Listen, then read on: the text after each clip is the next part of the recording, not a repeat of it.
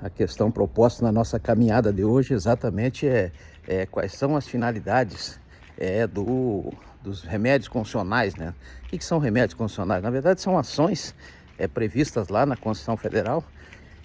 Toda vez que a pessoa tiver um direito seu violado ou ameaçado de violação, ela poderá recorrer ao Poder Judiciário pela heterocomposição e de diversas formas, né? Pode ser pelo juízo comum, ou seja, uma situação, um procedimento comum, onde haverá aí uma audiência, haverá a instrução com as provas, etc., né?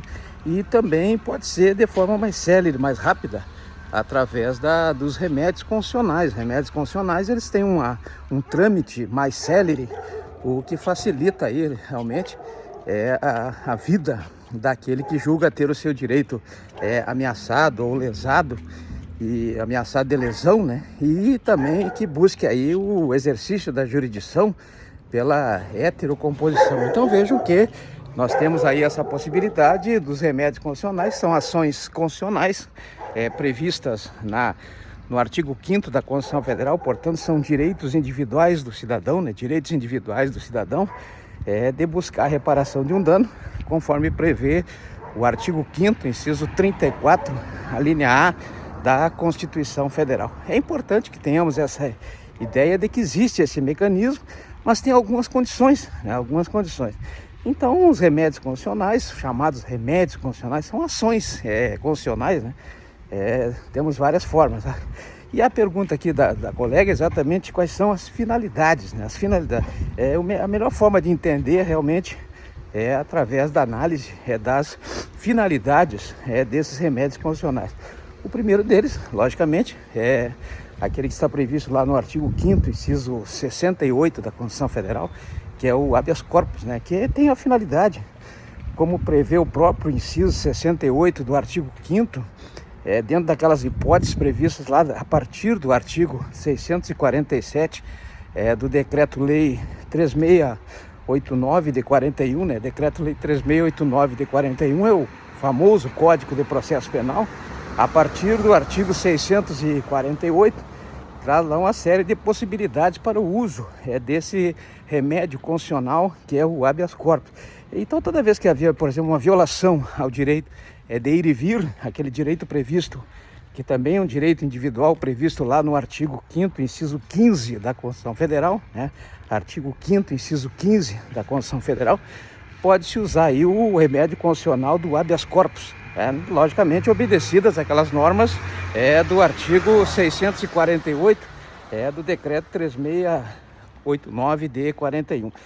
O segundo remédio constitucional muito usado também, talvez o mais usado, né, seja o mandado de segurança, que é aquele cuja finalidade é quando há uma lesão a um direito que seja líquido e certo, né, direito líquido e certo.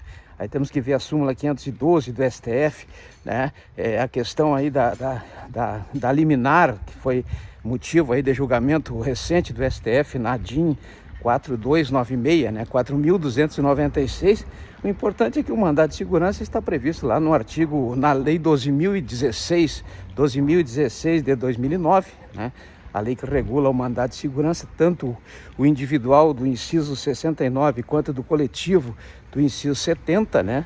E tem a possibilidade aí a possibilidade de se usar ou se pedir a liminar, né? Como prevê o artigo 7º, inciso 3º da própria Lei 12.016 de 2009, né? É obedecida essa nova decisão aí do STF, que é a DIN 4296, né? Vocês devem conhecer já, nós já conversamos sobre essa DIN 4296, é uma DIN que liberou aí basicamente as possibilidades para que se possa pedir a liminar em mandado de segurança, né? Então é interessante isso porque trouxe uma nova roupagem para essa forma de pedido, né? Toda vez que houver um direito líquido e certo, por intermédio de uma pessoa, um agente público, haverá a possibilidade de que se possa pedir a reparação disso através de um mandado, ou por intermédio de um mandado de segurança, né? E no mandado de segurança coletiva é a mesma coisa, só que o destinatário é diferente, né? O destinatário é um conjunto de pessoas, diferentemente do mandado de segurança individual, né? Lá no artigo 5º, inciso 71, nós temos o quarto tipo de remédio constitucional, que é o mandado de injunção. Mandado de injunção, né? Muito discutido agora na greve aí dos servidores públicos. Os mandados de injunções 670, 708, 712, 3 mandados de injunções que foram discutidos quanto ao direito de greve dos servidores públicos, né? O mandado de injunção é um remédio constitucional, né? Uma ação constitucional prevista lá no artigo 5º, inciso 71 da Constituição Federal, quando não há uma norma, né? Não há uma norma que regule um direito, ou seja, a pessoa está sendo impedida de usufruir de um direito em função da falta de uma norma regulamentadora. Então, se pede aí para que o Poder Judiciário determine um prazo, como tem acontecido, para que o Poder Legislativo faça aí uma lei, crie uma lei, né, regulamentando esse direito aí que não está sendo usufruído em função da falta dessa norma regulamentadora. Então isso é um mandado de injunção, né? Está lá na Lei 13.300 de 2016, Lei 13.300 de 2016 e a Lei do Mandado de Injunção, né? Depois nós temos o 5º remédio constitucional, que é o habeas data.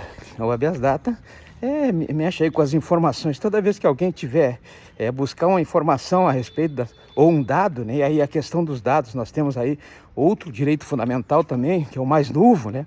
É o caçula dos direitos fundamentais, lá do artigo 5º, inciso 79 da Constituição Federal, né? Que foi inserido aí pela emenda constitucional número 115 e, na verdade, regulamenta aí a Lei 13.709, ao contrário, né? A lei que regulamenta a Lei 13.709 de 2018, a chamada LGPD. LGPD é a Lei Geral de Proteção de Dados, né? Lei Geral de Proteção de Dados, né? Então vejam que nós temos aí a Lei 13.709 de 2018, mas existe a Lei 9.507 de 97, Lei 9.507 de 97, que é a lei que traz aí o habeas data, né? Toda vez que tiver uma dúvida ou tiver dificuldade de acesso a um dado da pessoa, poderá fazer uso aí. Claro que temos a Lei 12.527 de 2021, né? A Lei 12.527 dá acesso às informações, mas não as informações da pessoa, né? Aí tem que usar o habeas data, que é um remédio constitucional previsto na Lei 9.507 de 97, né? Habeas data, né? Temos também lá no artigo 5º, inciso 73, a ação popular, né? Ação popular da Lei 4.717 de 65, quando uma pessoa, né, no nome dela, protege aí um patrimônio, protege o direito de uma sociedade, né, do patrimônio, protege o direito de uma sociedade histórico, patrimônio histórico, cultural, etc. Né? Então está lá no artigo 5º, inciso 73 da Constituição Federal. Então temos aí, esses são os remédios constitucionais dentro das suas finalidades, né? O habeas corpus é para quando há violação de um direito de ir e vir, né? Um direito de ir e vir, e outras situações previstas lá no artigo 648 do Decreto-Lei 3689 de 41, né?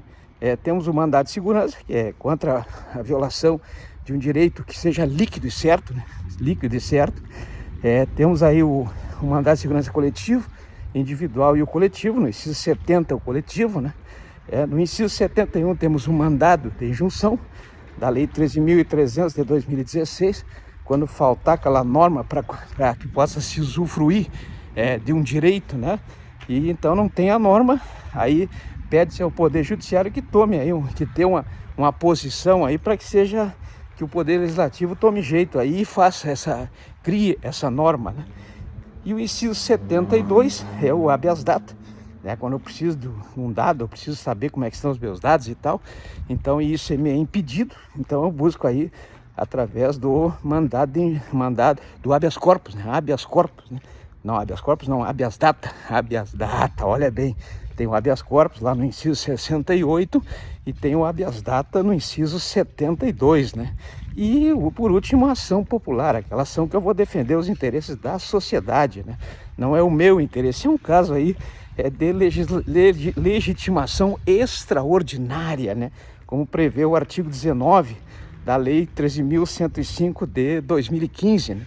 Código de Processo Civil. Então vejo que temos esses são os remédios, as finalidades são essas.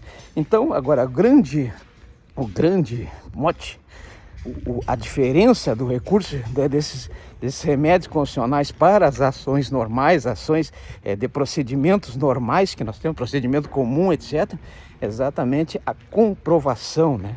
Lá no artigo 373 da Lei 13.105 de 2015, diz que o ônus da prova é daquele que alega. Só que nesse caso aqui, em tratando-se de um remédio constitucional, essa prova ela tem que ser incontroversa. O que significa incontroversa?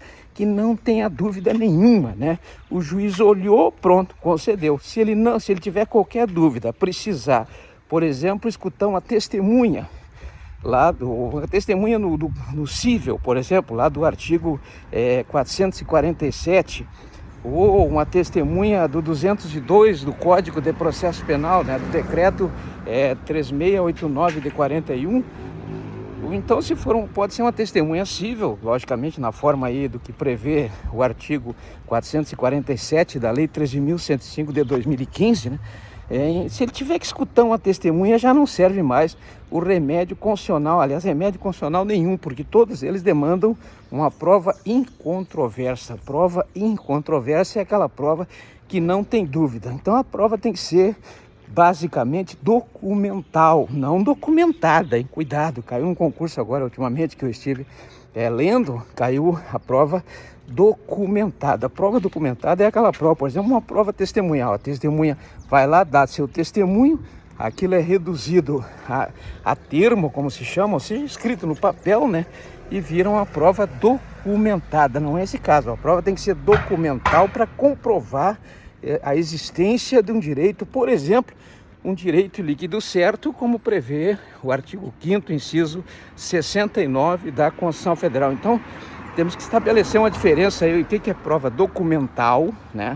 A prova documental, a prova documental lá do artigo, aliás, eu até refazer aqui para não gerar dúvida, né? A prova testemunhal, ela está lá no artigo 231 do Código de Processo Penal e também no artigo 405 da Lei 13.105 de 2015, né? Já a prova documental, não, a prova documental, ela está no artigo 202, né, do Código de Processo Penal e também no artigo 447 da Lei 13.105 de 2015, isso é para fomentar aí a pesquisa, né? Eu quero que façam aí uma pesquisa, deem uma verificada para ver exatamente, né, qual é a sequência desses artigos. É importante que leiam isso para que fique bem claro o que é uma prova documental, o que é uma prova documentada, o que é uma prova testemunhal, porque no caso do remédio constitucional, essa prova é incontroversa, e aí vem aquela pergunta, será que eu citei certos artigos referentes à prova documental e à prova testemunhal? Isso vamos fomentar aí uma pesquisa, vamos fazer uma pesquisa para verificar essa veracidade ou não, né? Tá um calor danado aqui. Então vejam que, para fechar, os remédios constitucionais são esses, né? O habeas corpus, o mandado de segurança individual, o mandado de segurança coletivo, o mandado de injunção, o habeas data e a ação popular, né?